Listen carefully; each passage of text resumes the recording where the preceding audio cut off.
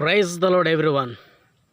యేసుక్రీస్తు నామములో అందరికీ వందనాలు. ప్రియ దేవుని బిడ్డలారా, క్రీస్తుని నమ్మిన ప్రతి క్రైస్తవుడు కూడా మొదట రక్షణ అనుభవం నుండి, బాప్తిస్మం యొక్క అనుభవం నుండి మరణించే వరకు క్రైస్తవ్యంలో ముళ్ళబాటే. క్రైస్తవ్యంలో సుఖము, సంతోషం, ఆనందము కాదు ప్రియ దేవుని బిడ్డలారా. కన్నీళ్ళు, బాధలు, శ్రమలు, ఇరుకులు, ఇబ్బందులు, శరీరం అంతా నలగొట్టబడినటువంటి అధికమైన శ్రమలు అనుభవించవలసిన వారైనాం. అధికముగా సేవకులు కుటుంబాలు గొప్పగా నలగొట్టబడతారు. ఎందుకు తెలుసా? క్రీస్తు సన్నిధికి అనేక ఆత్మలను తీసుకువెళ్ళాలంటే సేవకుల ద్వారానే అవుతుంది. కనుక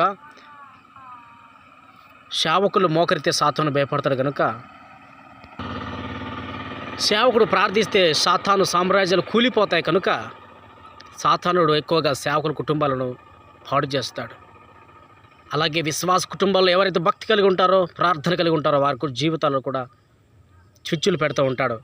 కాబట్టి ప్రియ దేవుని బిడ్డలారా, నిరంతరం మెలకు కలిగి, ప్రార్థన కలిగి ఎవరైతే ఏ కుటుంబం అయితే అటువంటి ప్రార్థన శక్తి కలిగి ఉంటారో వారి జీవితంలో నూతన కార్యములు జరుగుతాయి. Praise the lord. షాలోమ్.